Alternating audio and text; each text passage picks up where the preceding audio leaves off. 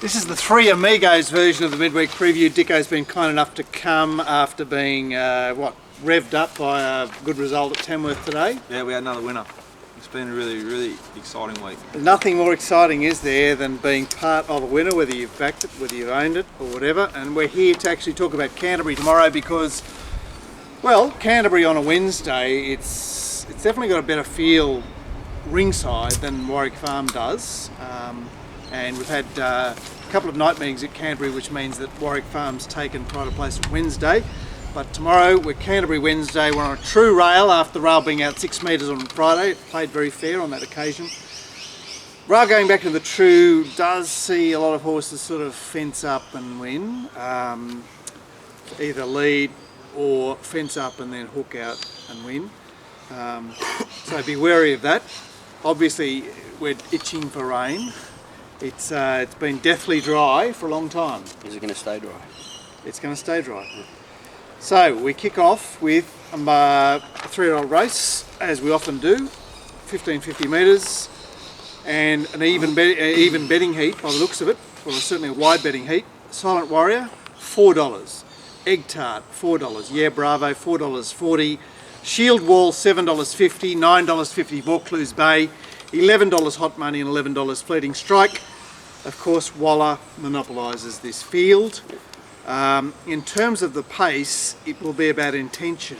I would think that Hot Money with B Shin is definitely a candidate to poke forward.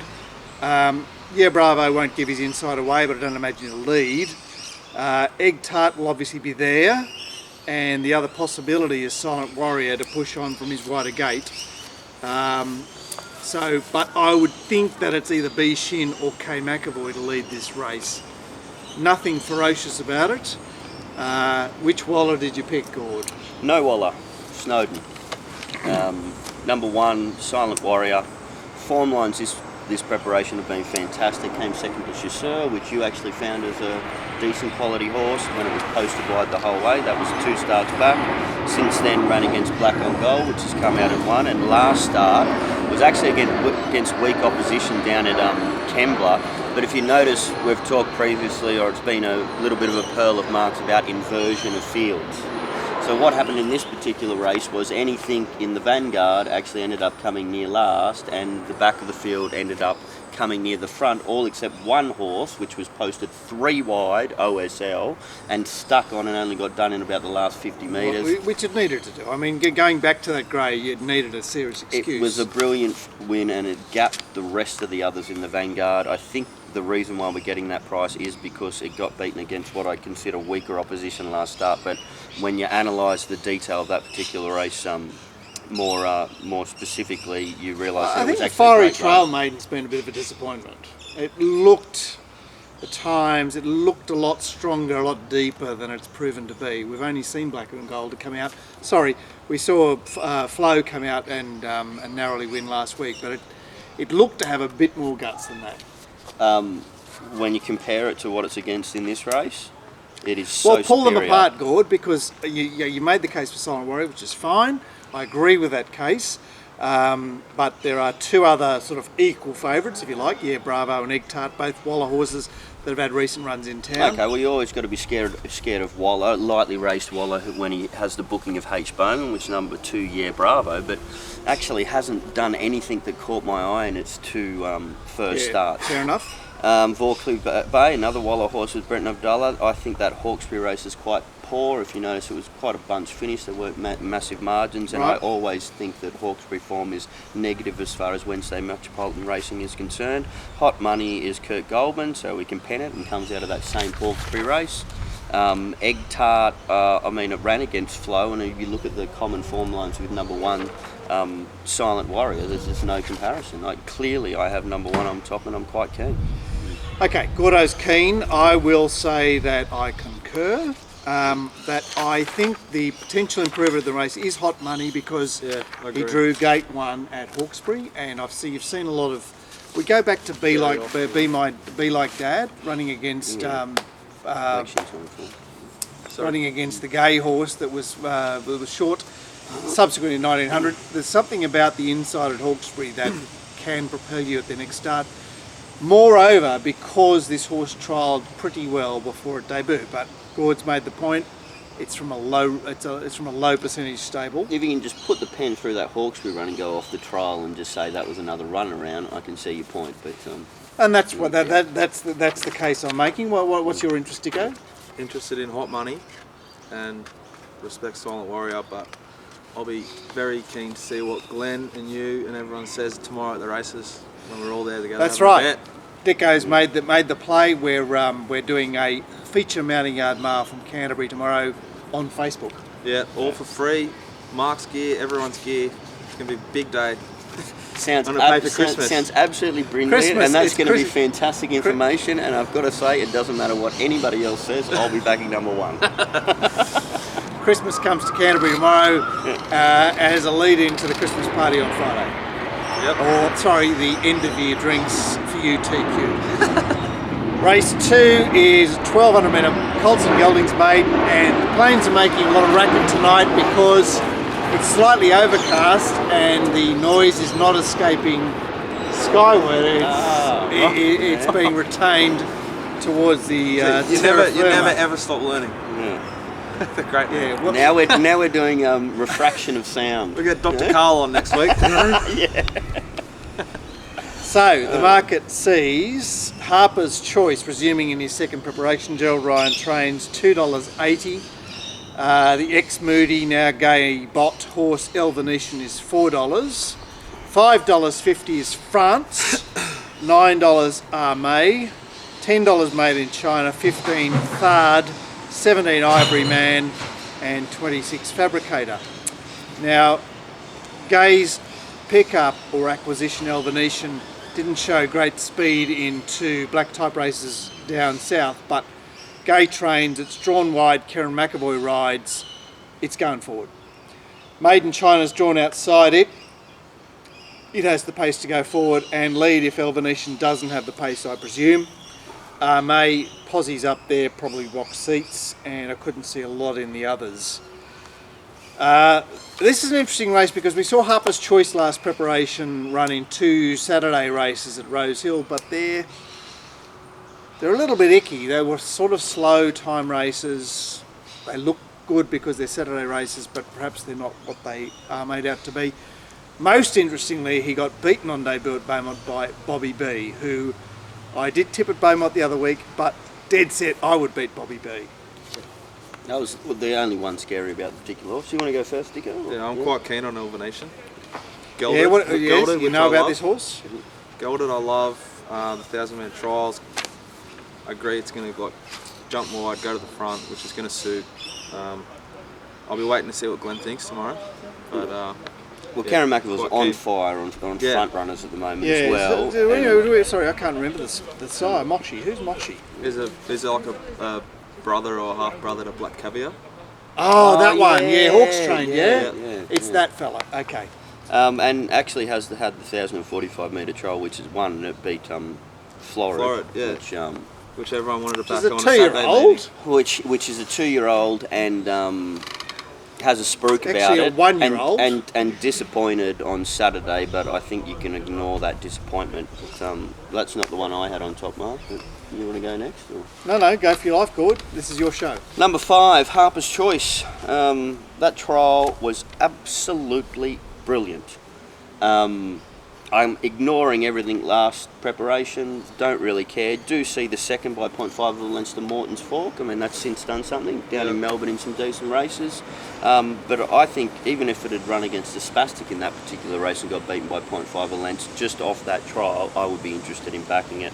So talk to me about the trial in relation to what it did last preparation, because it wasn't pushed out, it was 3 wide on pace and then put them to the sword without any aggressive riding at all. And a thing you should watch for in trials is if the horses behind are actually getting aggressively ridden. The horses behind were getting aggressively ridden and this thing was hardly touched. It was super impressive. The time wasn't too bad. First up yard with Gerald Ryan. I mean, I'm sort of confused here with all the problems that the Gerald Ryan stable has had recently, but it doesn't seem to be affecting the way the horses run. So I think you can ignore it. Yeah, and I think Josh Parr is actually riding reasonably well at the moment. And the other one, I thought there was only clearly I have that on top, but the only two dangers were, well, Tico said number 2, El Venetian, with a stable on fire yet again, and number 4, France, who actually, Snowden with the Bowman booking would expect it to be quite well backed, and actually won a trial at Gosford in quite a stylish fashion, but clearly number 5, Harper's Choice on top for me. Yeah, look, the France thing is interesting because it did 0 in its first preparation. Yeah. And I'm thinking, okay, is it like on ground? But no, he resumes it at 1200. He's like, it's like, oh, this has come back a different horse. There's something about it. I mean, look, they've found it at the betting. $5.50 seems terrible off what he's done, but it's all it's all connections. It's Bowman. It's just tough with those Snowden trials yet again. Sometimes, I mean, you look at a trial's last preparation, which were, weak. So my normal system with a horse like this is to say it is trialled that much better coming into this preparation. It is a new horse, but then Snowden just gives you that little bit of a question mark all the time, doesn't it? So. And why would he take it to Gosford, Gord? He had trials at Randwick 4 days later. It's curious, isn't it? Well, haven't we noticed a bit of that going on? Well, yeah, but not from him. I think sometimes I'll take that as the horse is a bit of a fuckwit, and they're just looking to. This is a family-friendly show, Dicko. What are you up to?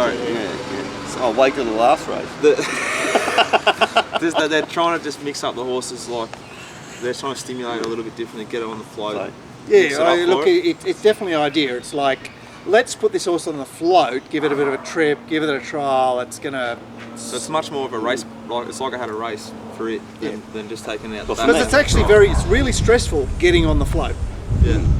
Horses are highly strung things, and to actually travel away is, and that's why we tout horses that travel away for their trials. It's a bit cushy just to step out on the track you're used to trial. Yeah. To go away, it actually means something. See, it's just solid, isn't it? Both got a better feed. Yeah. Oh, sorry guys, it's Glenn's girlfriend with the little puppy dog who's just walked by, but she's obviously leaving because he likes it's that the only dog he tolerates. He wouldn't go in your house the other day. Yeah. Okay, so final selections for you guys. I'm El Venetian, but as always tomorrow I'm just waiting to see what Glenn and Mark say live from the track. Interestingly, I brascoed Harper's Choice because I have a real fear and loathing of a horse that has no pace, that trialled very stylishly in very slow time, and yet I marked it the price it is. It's like, I couldn't have been any harder on it. Yeah, I could not have been any harder on it. I'm absolutely, I'm not that surprised it's 280, but I really, really tried hard to get rid of it and failed abysmally, clearly. Made in China has done, well, look, he had excuses first up. He did bloody 0 the other day.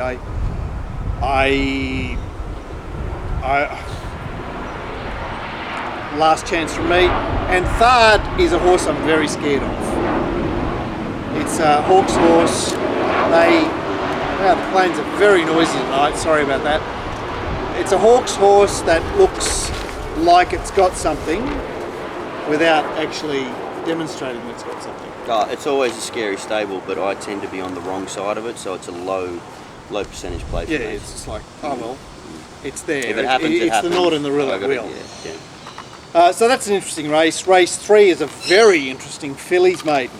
Oh, yes. $3.60 Peaceful Sea, $4.80 Improvement, $7 Oklahoma Girl, $8 Gracious Grey, $10 Love Letter, $10 Moccasin Miss, $15 Sweet Chestnut, $17 She's Magical, $26 Lightning Nick. Now, Moccasin Miss has B. Abdullah tomorrow and looks to be heading forward. Her stablemate Improvement looks to have good speed. She's underneath. Oklahoma Girl won't give too much away from gate 2, and Gracious Grey has some tactical speed. Other than that, it's difficult to ascertain what Peaceful Sea will do. I suspect she's a horse that can go forward if needs be, but I'm not sure what happens tomorrow. So look, it's there, it's sort of just honest, but it's a cracking race in terms of horses with some form and some potential. Yep, definitely. And Gord, this looks like your sort of race. You're champing in the bit. I'm boning up yet again on number 1, Gracious Grey. I had a look doing the ticks and crosses that I do, spat out 3 horses to get a closer look at, which was number 1, Gracious Grey, number 6, Oklahoma Girl, and number 7, Peaceful Sea. Gracious Grey and Peaceful Sea trialled on the same day. They did it in similar time. I think Gracious Grey's time win was 0.1 of a second quicker than Peaceful Sea. But not only was it slightly quicker, it was a hell of a lot more stylish. If you noticed, not last preparation, the preparation before Gracious Grey's first ever race started, it only had a 737 metre trial with Ron Quinton, and comes out and actually is sort of like backed against Crafty Crop, Grincho, Regenesis. Implies to me that people out there have an opinion of this horse. Those horses, Gord. That's nothing. What has the rest of the field done yet again? No, I think we're still looking for all those horses. Crafty Crop, Grincho, okay, and Regenesis. Have you noticed the SPs of these horses? No, I'm saying is I don't think they've done anything, those horses. Okay, what I'm saying is this horse is definitely not ready in this race, and it's backed. It's not about a form reference. Ron Quinton's actually listened to you. He's been watching this show. Yes, well, hopefully, because he's given it a trial over 1,045 metres.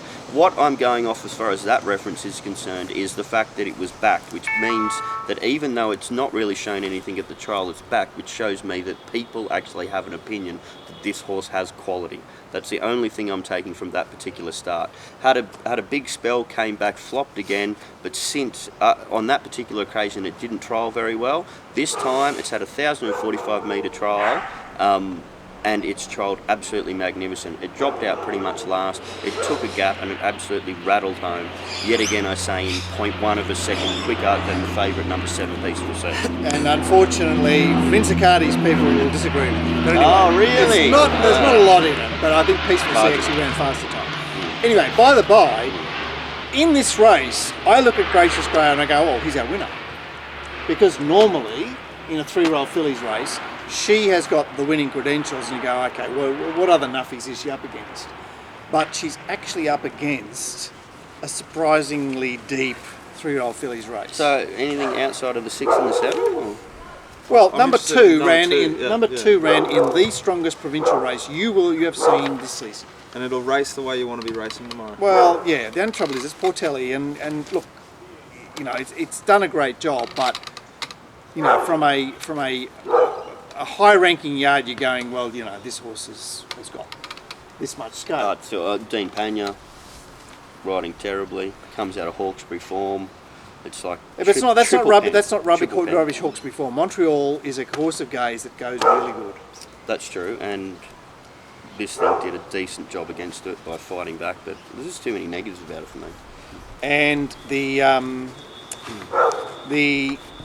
Peaceful Sea, obviously you've lined up its trial against Gracious Grey, but what you perhaps haven't lined up is the fact that it's Cummings v Ron Quinton, and whilst Ronnie's done the good job of trialling it over the longer distance, Cummings is the potent force. He's a fantastic trainer. We know Glyn Schofield, if you get good Glyn, that's fantastic. And another advantage it has over the one is the fact that it's had 2 trials. It had the 735, then it had the 1,045 metre trial. I'm just going, if you want to find the winner at this race, it's got to be the horse that is clearly the better than the rest and maybe can make the springboard up to Saturday Metropolitan. I think that's number 1. The other one there, Oklahoma Girl, did a very good job on debut here, and then A-Late he was out of his depth for some reason. Maybe it's because it was H. Bowman to A-Late. Anyway, Karen rides first up tomorrow. She's had the 2 trials, and she's perhaps not as talented as the horse that Gord's mentioned or Peaceful Sea or whatever, but she's lurking there. Love Letter Gord, she shaped nicely in her Gosford trial. John Thompson is a trainer that you don't want to be underestimating at any time. No, particularly with the booking of H. Bowman. Had to pen at 735, 800. And obviously there's 3 horses out of what was a particularly high rating 3-year-old fillies maiden a fortnight back at Warwick Farm. Nonpareil has obviously broken through subsequently.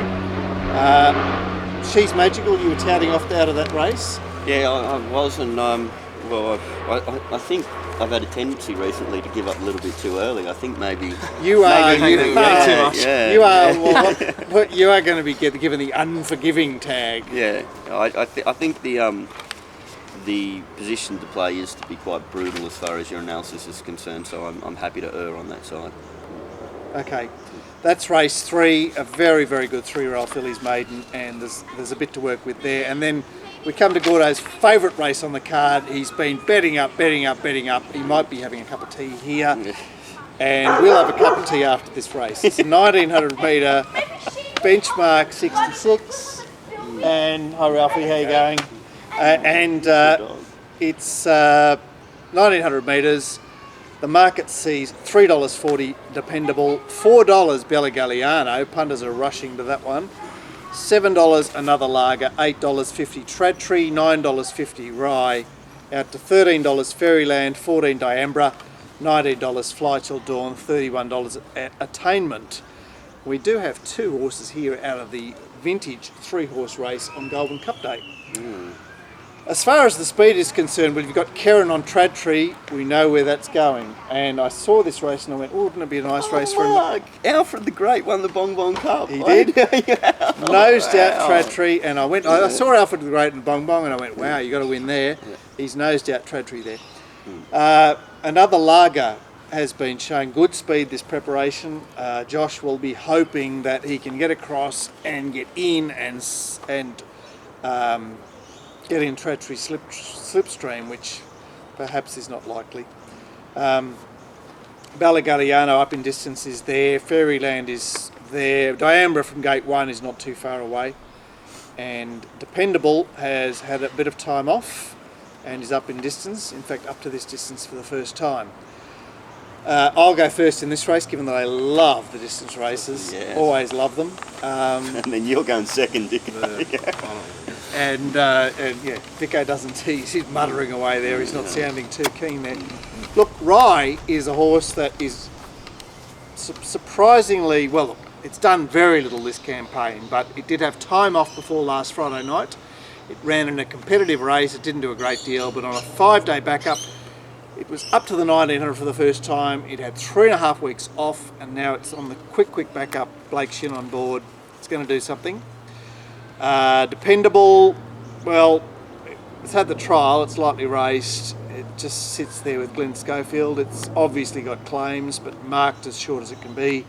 Another Lager is a horse that I'm itching for, just don't think it's getting the right run here, but it's there. Bella Galliano, I understand that it's Bowman and it's on a quick backup, but honestly it raced 1 out 1 back in a race where if you raced 1 out 1 back, you had to finish where it finished. So no love there from me. And that's pretty much the race. I'll leave the others. Dicko, any comment here?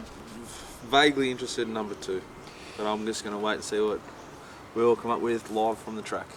Well, there are a bunch of slow ones. Yeah. I actually, Mark sort of half convinced me there, but I'd... Yeah, but so for example with Rye, it'd be really, I'm so really convincing in the interesting. distance races. That's the problem. I love them, and so I'm going to be articulate about them. It would be interesting to see how Rye parades, wouldn't it, from the 5-day? Well, yeah. Look, We Glenn get will to see obviously that have some insight there, because he'll be going, well, you know, it was there, and today it's here. Yeah, which is incredibly valuable. Okay, that's the end of part 1. We'll be back with the last 3 races, which will obviously be a relatively short part 2, but They're juicy. There's some good ones again. talk.